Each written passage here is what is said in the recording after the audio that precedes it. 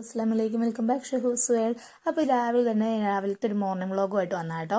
അപ്പോൾ കാപ്പിയൊക്കെ തിളപ്പിച്ച് വെച്ചു. നമുക്കിവിടെ മസ്റ്റാണ് രാവിലെ കടുങ്കാപ്പി വേണമെന്നത്. കടുങ്കാപ്പിയൊക്കെ ഇവിടെ തിളപ്പിച്ച് വെച്ചു. ഇന്ന് ക്യാബേജും ക്യാരറ്റും തോരൻ വെക്കുന്ന. കുഞ്ഞിന് നോൺ വെജ് ഐറ്റംസ് ഒന്നും നമ്മൾ കഴിക്കില്ല. ഇറച്ചി, മീൻ, മുട്ട ഒന്നും കഴിക്കില്ല. ചിക്കൻ മാത്രം. ചിക്കൻ ആണെങ്കിൽ തോന്നിയാൽ മാത്രമേ കഴിക്കുകയുള്ളൂ. അതുകൊണ്ട് അവൾക്ക് എപ്പോഴും ഇങ്ങനത്തെ തോരനോ മെഴുക്കുവരട്ടും ഒക്കെ നമ്മൾ ചോറിന് കൊടുത്ത് വിടുന്നത് കേട്ടോ. ചോറയിൽ കൊണ്ടിട്ട് വരട്ടെ എന്ന് പറഞ്ഞിട്ട് ചെയ്യുന്നതാണ്. ഇളയാൾ നോൺ വെജൊക്കെ കഴിക്കും. പക്ഷേ അവൾ ഇന്ന് പനിയായിട്ട് കിടന്നുറങ്ങുന്നു. അവൾ എണീറ്റിട്ടില്ല. അതുകൊണ്ട് ഇന്ന് സ്കൂളിൽ വിടുന്നില്ല. നമ്മൾ ചപ്പാത്തിയൊക്കെ നന്നായിട്ട് കുഴച്ച് പെറുക്കി മാറ്റി വെച്ചിട്ടുണ്ട്. കുറച്ച് നേരം റെസ്റ്റ് ചെയ്യാൻ വെക്കുവാണെങ്കിൽ നല്ല സോഫ്റ്റ് ആയിരിക്കും കേട്ടോ. അപ്പം നമ്മുടെ ചാനൽ ആരെങ്കിലും ലൈക്ക് ചെയ്യുക, സബ്സ്ക്രൈബ് ചെയ്യാതെയും കാണുന്നവരുണ്ടെങ്കിൽ ഒന്ന് ലൈക്ക് ചെയ്യുക, സബ്സ്ക്രൈബ് ചെയ്യുക, ഷെയർ ചെയ്യുകയൊക്കെ ചെയ്യണേ.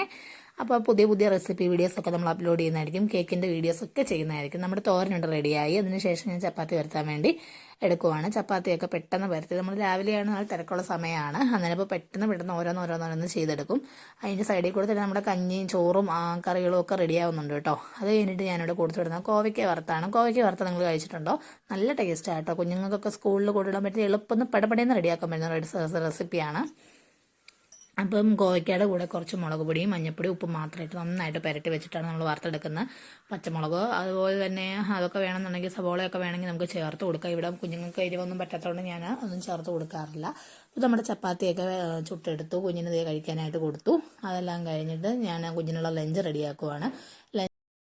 ഈ 1-2 കറി ഇല്ലാതെ വേറൊന്നും അവൾ കഴിക്കില്ല കേട്ടോ. അതുകൊണ്ടാണ് നമ്മൾ ഇത്ര സിമ്പിളായിട്ട് റെഡിയാക്കുന്നത്. അതെല്ലാം കഴിഞ്ഞ് കുഞ്ഞിനുള്ള ബസ് വന്നപ്പോൾ പോവാണ്. ടെറ്റ ബേബി, ഓക്കെ, സീ യു.